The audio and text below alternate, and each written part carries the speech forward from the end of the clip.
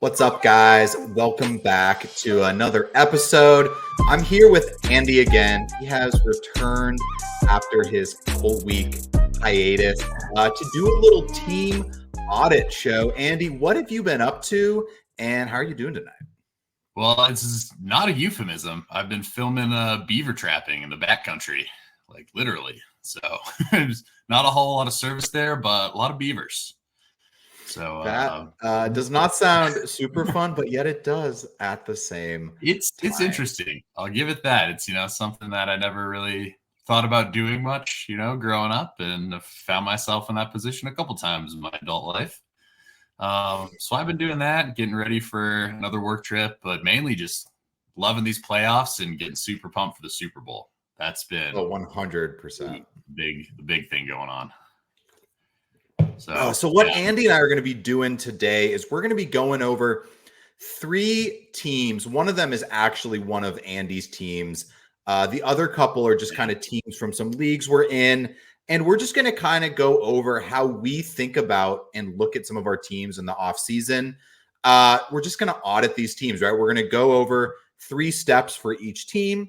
We're going to do what kind of team is this? Contender, rebuilder, retool. Are they stuck in the middle? A rookie draft strategy for the team, and then a couple trades to make for each team. Just as a good overview of kind of how to attack the offseason.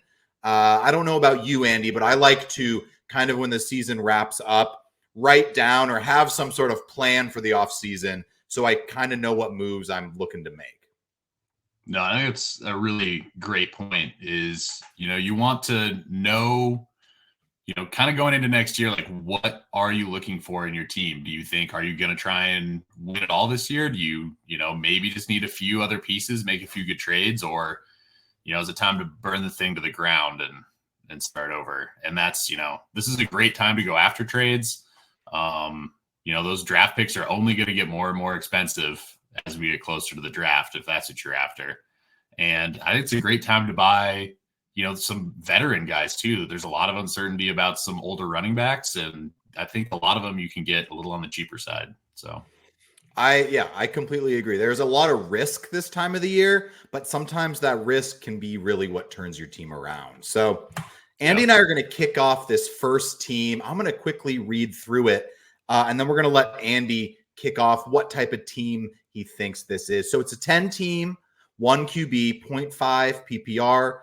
This team was the runner-up last year. Quick overview of players: Dak, Tua, and Carr at QB, CMC, Eckler, Connor, Chuba Hubbard, Khalil Herbert at running back, Tyreek Hill, Steffi Diggs, Christian Kirk, Godwin, Jacoby Myers, Josh Palmer at wide receiver, tight end Andrews, Michael Mayer, Dalton Schultz, and then basically just all of his original picks. He was the runner-up in a 10-team league, so 1-9, 2-9, 3-9, 4-9, etc. So, Andy, what kind of team do you think this would be as just our first gauge of what we should do to attack this offseason? Well, I think this is pretty obvious. I mean, you're a runner-up and you have Christian McCaffrey, so you're definitely a contender. So looking at this team, I would be looking to add pieces that are going to help me win next year. Definitely some of these guys are getting old, but anytime you have Christian McCaffrey on your roster, especially in a 1-quarterback league, and I mean, Dak was the quarterback 3, Tyreek was wide receiver 1, Andrews was playing great till he got hurt. Like, you have all the pieces there, so I would just be looking to add either veterans or, maybe somebody in the draft, but I wouldn't be looking to trade a lot of these guys away, even if they're getting older. Yeah, 100%. I mean, as soon as you look at this team, it's just a flat out contender. Not only because they were the runner-up last year, which is basically a dead giveaway too, but if you have elite players at every position, Dak, CMC, Tyreek, Diggs, Mark Andrews, like, that should really be enough for you. So first off, what do you think would be a pretty good plan of attack draft pick wise with this team? Just when you kind of first look at it or think of how the draft board is going to shake out. Yeah, well, I mean, especially in a 1 QB, like that 9 pick, I mean, it's a lot shallower in 1 QB, so there are going to be probably at least 2 of those good QBs there, but you're set there.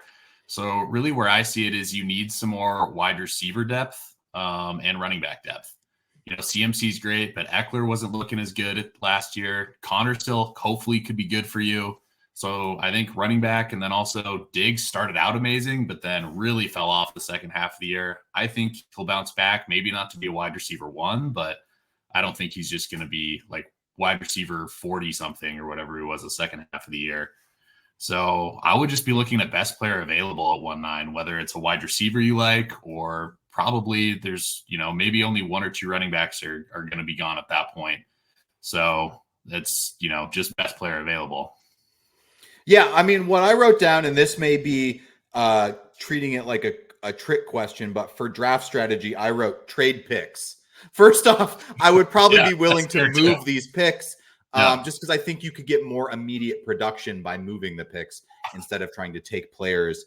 But yeah, very similar to you. I think 1.9 in a 1 QB league could be a pretty good spot to target maybe one of the first running backs to come off the board, just as so many wide receivers are being hyped right now. I could see you getting one of the top 2 running backs maybe at 1.9.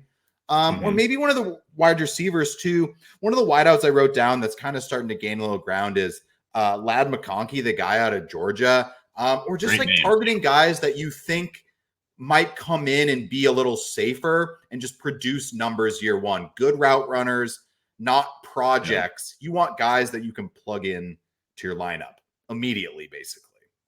Yeah, for sure. And I think landing spot's going to matter a lot too.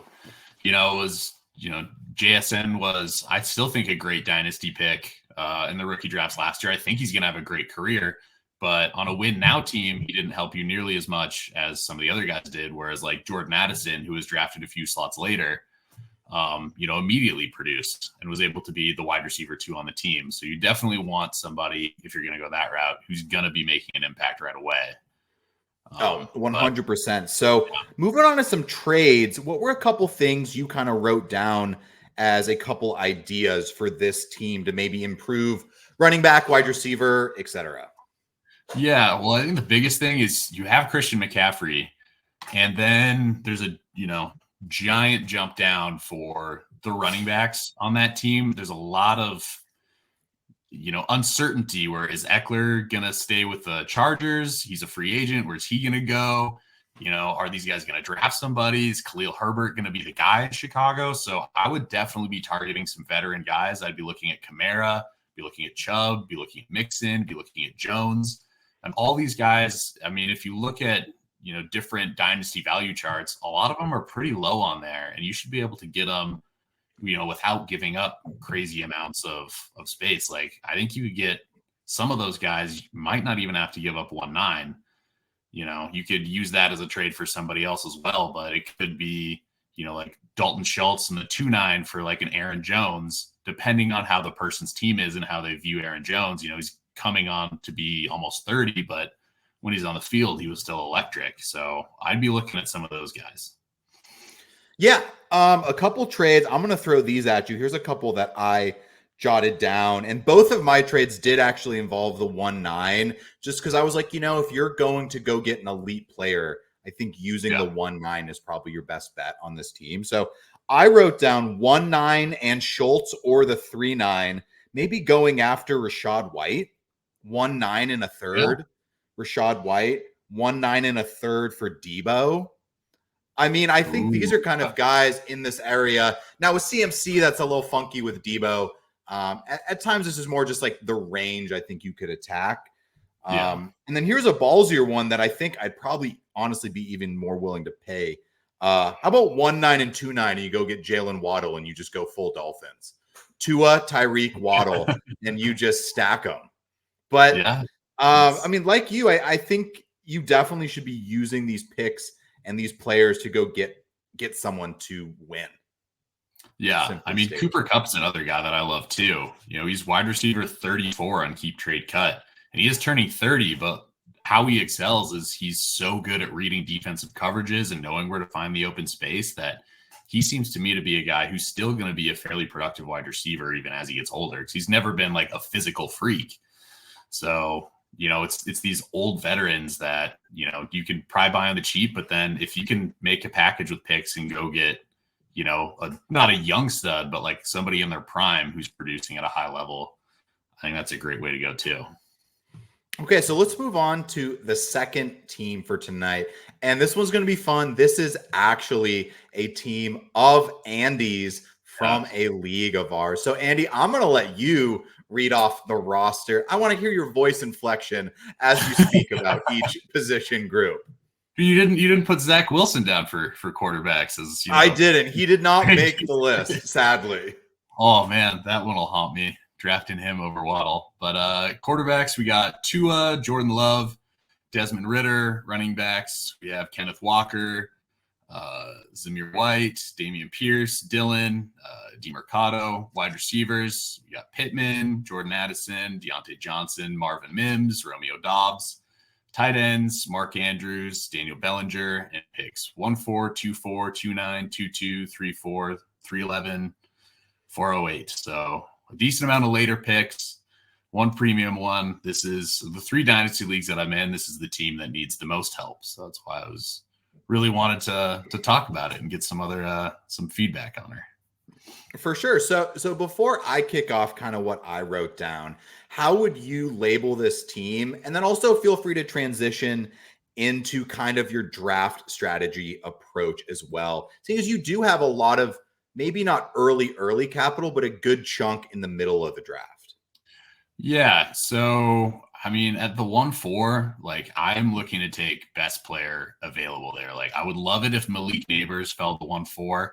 But also, I would love Drake May and then have 2-11 May to secure an awesome quarterback roster for years and years to come.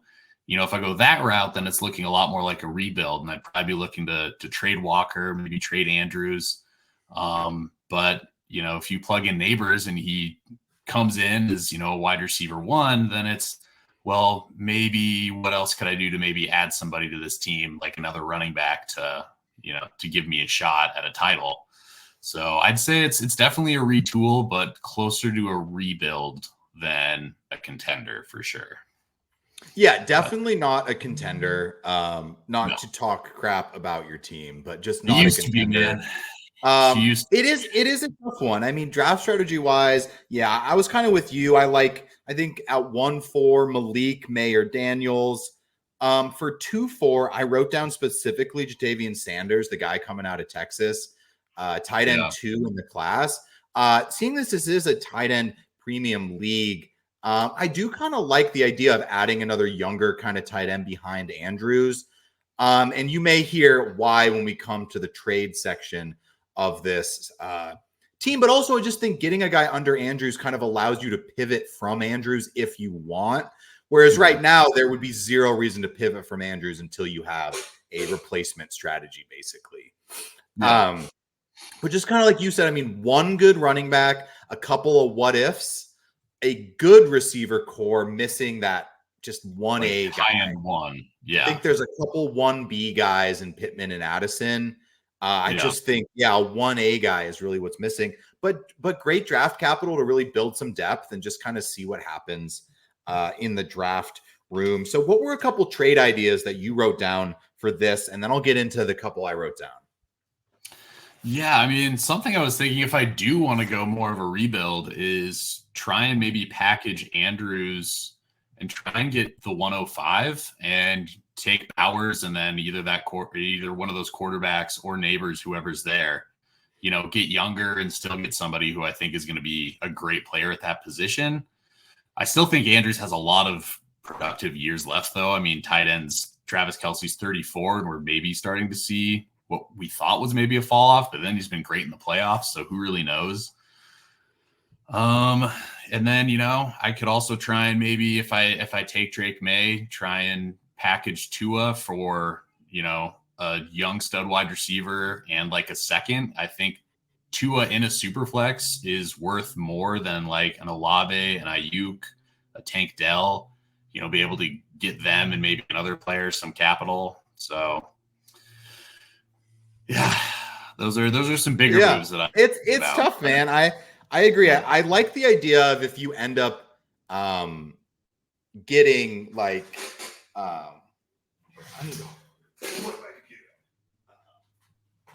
I like the idea of I just had to plug my computer in. That's a problem. I like the idea of if you get neighbors, then I think you kind of your balls are in that basket as him being the quote unquote wide. I don't know. He's your wide receiver one you're hoping for. But if you don't get neighbors and you get the quarterbacks, I kind of like the idea of maybe potentially moving one of them or even packaging the rookie you get and a pick to go get an elite wide receiver to see if that's something that would be possible. As this is your team, I'm going to write down a couple trades that I thought would be interesting. Two of them involve Andrews, and then the last couple are a little more simple, I think. How about straight up just moving Mark Andrews for Dalton Kincaid? Would you do that? I feel like it's interesting because as soon as you get rid of some of these older assets, you start to look at this team a little differently. And I'm not saying I would specifically do that, but when, if you go to KTC and you just type Andrews in and then you look at tight end, Kincaid's about like right next to him, just like a 1-for-1 trade.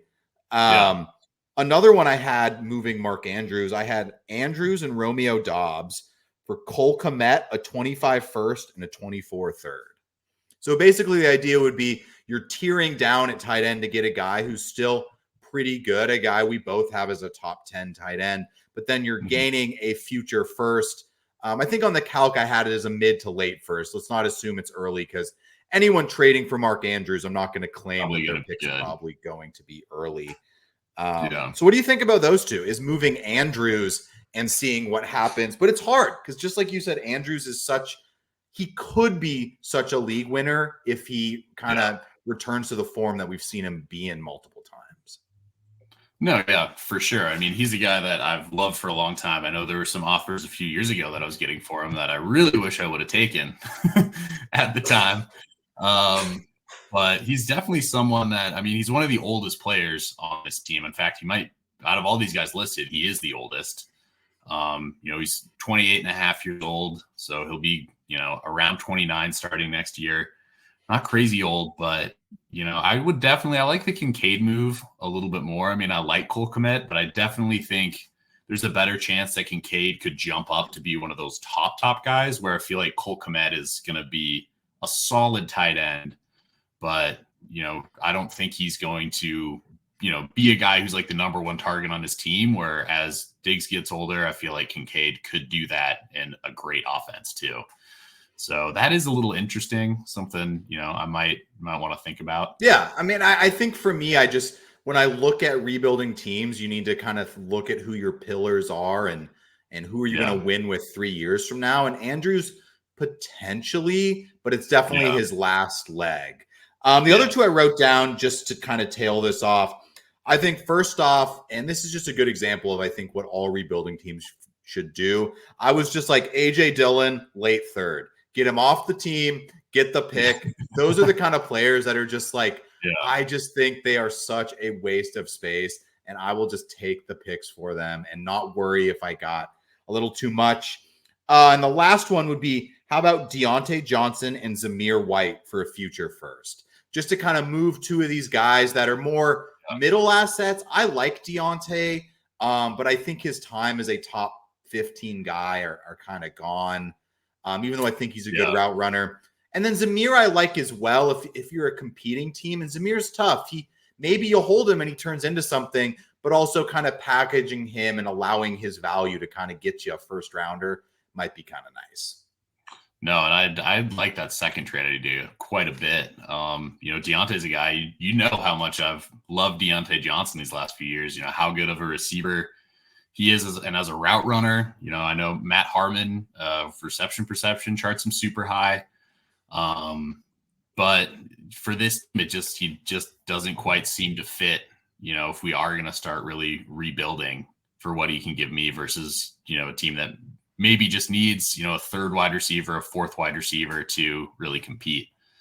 So, yeah. And I think anything could be thrown onto Deontay. I just kind of feel my gut feeling is that you're not getting a first rounder for him. So I think you would have to toss on something to kind of get up to that value. So let's all wish Andy the best for his team and see if he can return to his glory days of losing in the finals in this league with this team a couple of years ago. So let's move on to the last audit for today. 12-team super flex, 1 PPR.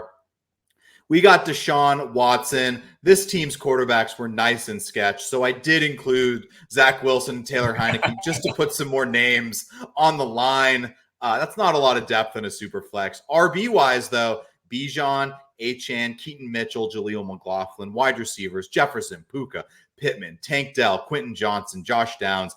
MW is for Michael Wilson. I'm too much of a little neat freak that I did not want to type it and have it go to the second line below.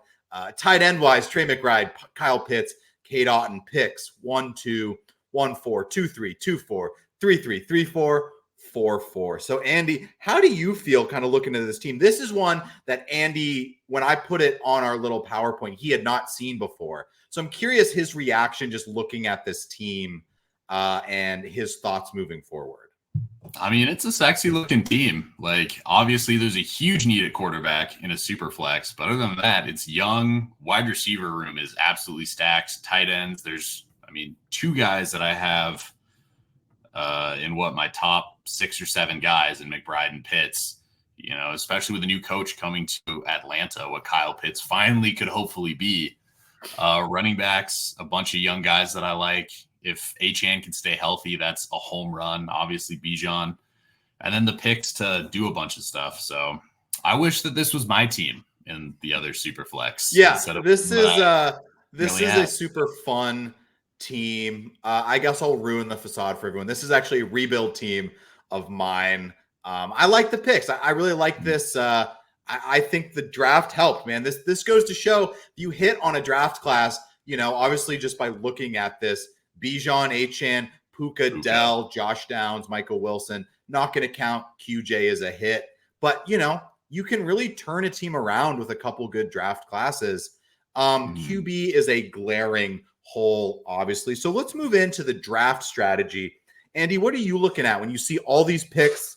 But what is nice is there are a couple elite first-round picks on this team in 1, 2, and 1, 4.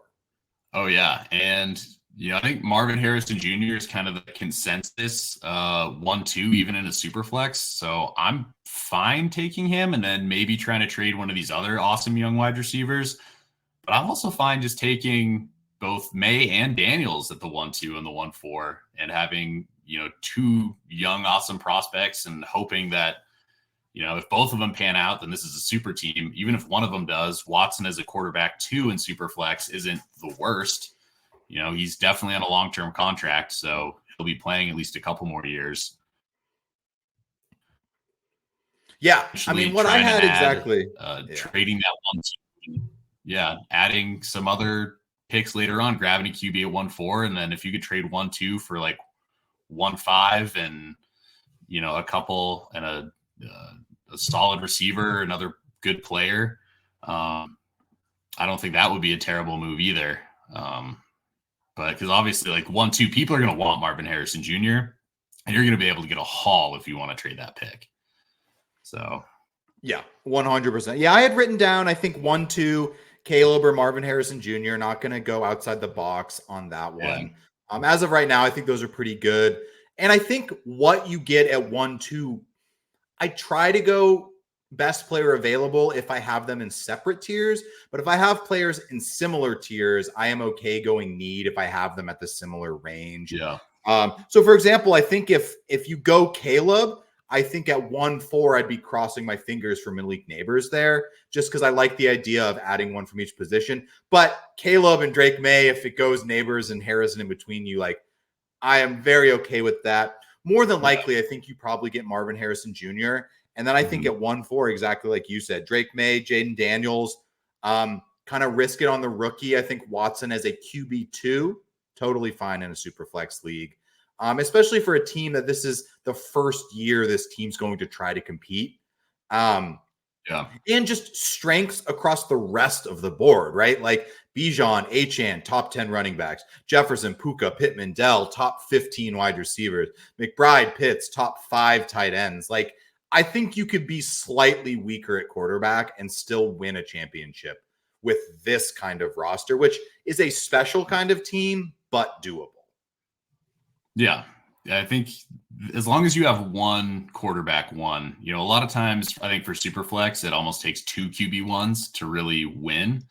But if your team is stacked everywhere else and you have one QB1, if the rookie that you take comes out and is, QB8 on the year, they get a bunch of rushing yards, a couple rushing touchdowns, they ball out, then I think it's definitely would turn into a contender. Yeah, I mean, one interesting trade I thought of is because this wide receiver room is so deep and there's so many great guys, especially if you had Marvin Harrison Jr., maybe looking to turn JJ into a top quarterback, going after like a Joe Burrow or a Lamar Jackson and, getting one of those top end guys, because there's already so much greatness at wide receiver that then now quarterback room becomes a strength and you still have a great wide receiver core. Yeah, I mean, it's interesting. I think when I wrote down my trades, I was almost trying to accomplish the same thing. We just went about it differently. So I wrote down, how about 1-4 for Trevor Lawrence? If you have Trevor Lawrence above May and Daniels, which I think is pretty close. I would not be surprised to see people take May or Daniels over Trevor Lawrence in a startup with the hype of a rookie pick and excitement. Or just like you said, Joe Burrow, how about 1-4, 2-4, and 3-4 for Joe Burrow? We have a ton of picks on this team. So if the goal is adding a QB1 to this team that I think they can compete, why wait on a rookie if we can just go get a guy we like more currently? But I think the same thing could be said is like there's so much wide receiver depth on this team that if we add Marvin Harrison Jr., like I would be very, very comfortable using Pittman, Dell, Downs, Michael Wilson, QJ, and some of these picks to go get a quarterback that I love, whether it's Herbert, Lamar, Joe Burrow. See who's on the market. Sometimes you may not be able to go get your favorite, but maybe the dude who has Jalen Hurts is selling and maybe the guy that has Burrow is holding. You never really know. But another interesting one I wrote down, and this one's kind of tough. So it's not a Superflex tight end premium league. It's just tight end. And so I wrote down, how about Kyle Pitts for a future first? Just to kind of build some more depth moving forward. Or McBride, if you want. Pick your favorite, right? I have McBride slightly higher than Pitts. I said, how about using Kyle Pitts to go get some capital just to build depth in the future? Because I don't hate Cade Otton as a tight end too. I don't think I want him to be my starter. What do you think about that? Or is that too risky? Because I was right on the line. Like, maybe like Kyle Pitts goes off and you just absolutely hate yourself after making that move. Yeah, I think, with the new offense, it could be a little bit of a resurgence where people want to buy Kyle Pitts again. But at the same time, there's a reason for that. And that could be because he finally lives up to that potential and he's so young. So, I mean, for me, I feel like with the wide receiver core and those two stud tight ends and running backs that you should just be able to plug and play and be great, that if you can secure quarterback, then it's like time to compete for a title. And I'd almost rather with this team hold some of those younger guys who probably aren't really going to lose that much value. Like if Kyle Pitts comes out and he's still like a decent tight end, I think his value's already dropped enough where he's not going to like drop down that much further. But this is a team where I think that this year you can start going for titles with it. And that's what I'd almost be looking to do. Yeah, I'm with you. I am not one to I've never rebuilt for more than 2 years. I'm not one to try and waste time. I think you turn this team around and you start going for it. That's the point. Like you got to win games. You got to be a little risky.